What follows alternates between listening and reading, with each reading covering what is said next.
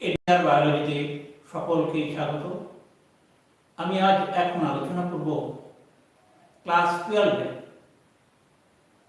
সপুষ্পক উদ্ভিদের যৌন জননে একটি বিশেষ বিষয়, যার নাম দ্বিবীজপত্রী বীজের পরিস্ফুরণ। দ্বিবীজপত্রী বীজের পরিস্ফুরণ। দ্বিবীজপত্রী বীজের পরিস্ফুরণের শুরু হল দ্বিনিষেকের পরে উৎপন্ন 2n সংখ্যক ক্রোমোজোম বিশিষ্ট জাইগোট। এই সেই জাইগোট 2n সংখ্যক ক্রোমোজোম বিশিষ্ট জাইগোট। এই জাইগোট থেকে শুরু হয় দ্বিবীজপত্রী বীজের পরিস্ফুরণ। জাইগোট ডিপ্লয়েড ক্রোমোজোম বিশিষ্ট। এটা হচ্ছে দ্বিবীজপত্রী বীজের ভ্রূণের প্রথম কোষ। এই কোষটি সর্বপ্রথম বিভাজিত হয় মাইটোসিস প্রক্রিয়ায়। মাইটোসিস সমবিভাজন, কিন্তু এই বিভাজনটি অসম আকৃতি, দুটো কোষ তৈরি করে। এই অনুপ্রস্থ বিভাজন ঘটে। ওপরের কোষটিকে বলা হয় বেসাল সেল বা সিবি বা ভূমিকোষ। নিচের কোষটিকে বলে টার্মিনাল সেল বা এপিকাল সেল বা প্রান্তীয় কোষ, যাকে বলা সিএ। নেক্সট, এই যে বেসাল সেল বা ভূমিকোষ, এটি পুনরায় মাইটোসিস প্রক্রিয়ায় বিভাজিত। এটি একটি অনুপ্রস্থ বিভাজন তৈরি করে দুটি কোষ, একটা হলো সিআই আর একটা হলো সিএম। আর নিচের যে প্রান্তীয় কোষটি, সেটি অনুদৈর্ঘ্যভাবে বিভাজিত। মাইটোসিস প্রক্রিয়ায় অনুদৈর্ঘ্যভাবে বিভাজিত হয়,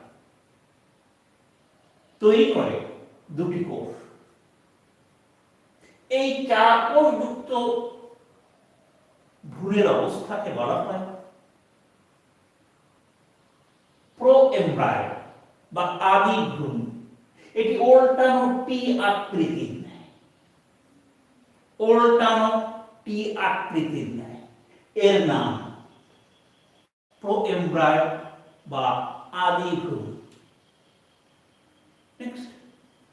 এবার এই যে দুটি কোষ, ভূমিকোষ বিভাজিত হয়ে যে দুটি কোষ তৈরি হয়েছে, এই দুটো কোষ বারবার অনুপ্রস্থ মাইটোসিস প্রক্রিয়ায় বিভাজিত হয়ে প্রায় 8 থেকে 10, 1 2 3 4 5 6 7 8, এই এখান থেকে এই লম্বা সুতোর মতো বারবার অনুপ্রস্থ বিভাজনের ফলে তৈরি করে একটা অনুসূত্র।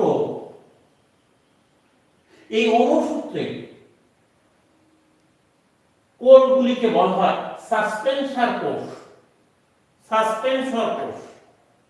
এর উপরের দিকে কোষটি স্ফীত হয়, একে বলে ফস্টোডিয়াম বা চোষক কোষ। যে কোষটি মূল উদ্ভিদ থেকে পুষ্টি পদার্থ শোষণ করে ভ্রূণে। আর এই সাসপেনশনের সব থেকে নিচের যে কোষটি, তাকে বলা হয় হাইপোফাইসিস। হলো এই লম্বা অনুসূত্র বা ভ্রূণধর কোষ। এটির উপরের দিকটা, উপরের কোষটি স্ফীত ফস্টোডিয়াম বা চোষক কোষ। তারপরে কোষগুলি সরু সুতোর মতো অনুপ্রস্থ বিভাজনের ফলে তৈরি করে লম্বা সুতোর মতো গঠন সৃষ্টি করে। এর সর্বশেষ কোষটিকে বলা হয় হাইপোফাইসিস। নেক্সট, এই যে হাইপোফাইসিস কোষটি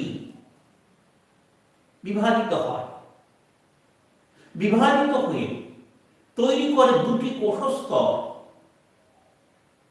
উপরের কোষস্তর, যেটা ভ্রূণ মূল এর দিকে, এই উপরের দিকে কোষস্তর যেটা ভ্রূণ মূলের দিকে, সেটা থেকে তৈরি হয় মূলের কর্টেক্স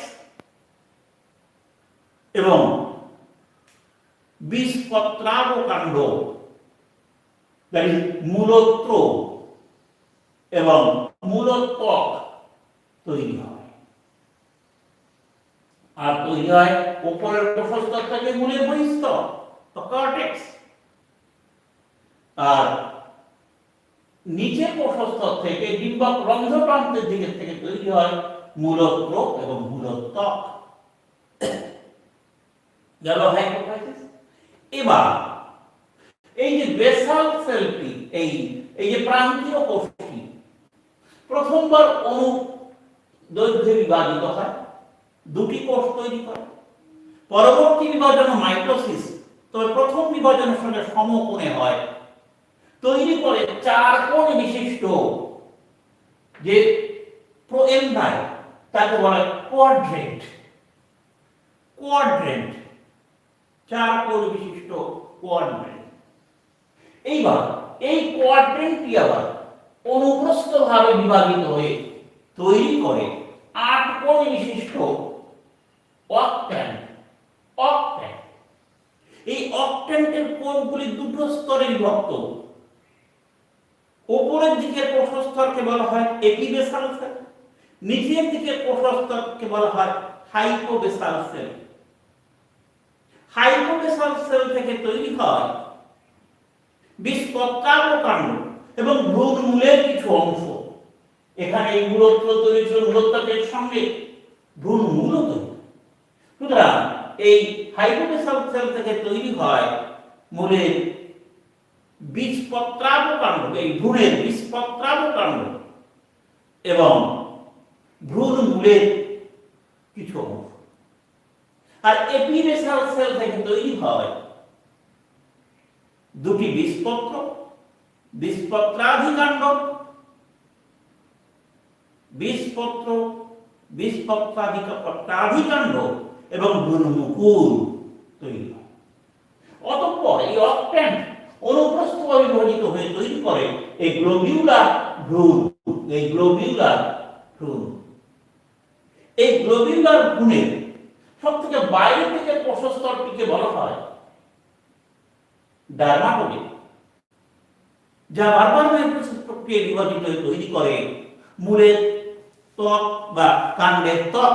এই ত্বক তৈরি হয়, বিভিন্ন অংশে ত্বক তৈরি। আর এই অন্তঃস্থ কোষস্তর থেকে তৈরি হয়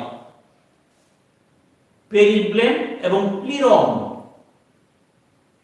এই ক্লিরম থেকে তৈরি হয় সংকোচন কলা, জাইলেম ফ্লুইড।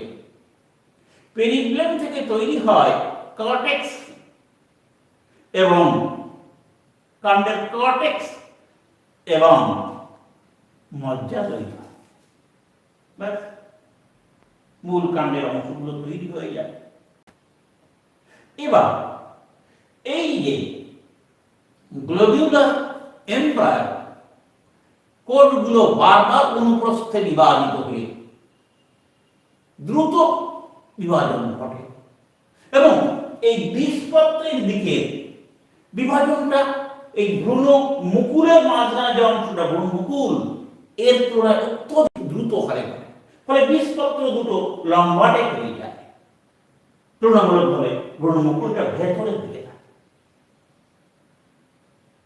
ক্লিয়ার? সুতরাং এই যে প্রথম অবস্থা, একে বলা হয় কর্ডেট দশা বা হৃৎপিণ্ডের মতো আকৃতি বিশিষ্ট দশা। পরে আরো দ্রুত বিভাজন হয়, বীজপত্রের বৃদ্ধি অত্যন্ত দ্রুত হয় ভ্রূণমুকুলের তুলনায়। এই দশাকে বলা হয় টর্পেডো দশা, বর্ষপুরাকৃতি দশা। এই সময়ে এই সাবস্টেন্সিয়াল কোষগুলি শুকিয়ে যায়। সুতরাং একটা পরিণত দ্বিবীজপত্রী ভ্রূণের অংশগুলো হলো ভ্রূণাক্ষ, নেক্সট ভ্রূণমুকুল, নেক্সট বীজপত্র। এই বীজপত্র আর ভ্রূণমুকুলের মধ্যভাগের অংশকে বলা হয় বীজপত্রাধিকাণ্ড। নেক্সট উপরের দিকের অংশকে বলা হয় বিস্পত্রাবকাণ্ড, তারপরে আছে ভ্রূণমূল। তাহলে সার্বিকভাবে কি কি অংশ দিয়ে গঠিত? ভ্রূণমূল, বিস্পত্রাবকাণ্ড, ভ্রূণাক্ষ, মাঝখানে কেন্দ্রীয় দণ্ডাকারে ভ্রূণাক্ষ, ওপরের দিকের অংশকে বলা হয় ভ্রূণমুকুল, তার নিচের দিকের অংশকে বলা হয় বিস্পত্রাদিকাণ্ড। তারপরে আছে মাঝখানে যে নোড, সেখান থেকে তৈরি হয় দুটি বীজপত্র, নিচের দিকের অংশকে বলা হয় বিস্পত্রাবকাণ্ড, তার নিচের অংশকে বলা হয় ভ্রূণমূল। এভাবে একটি দ্বিবীজপত্রী বীজের ভ্রূণ গঠিত হয়। শেষ করছি, ভালো থাকবেন।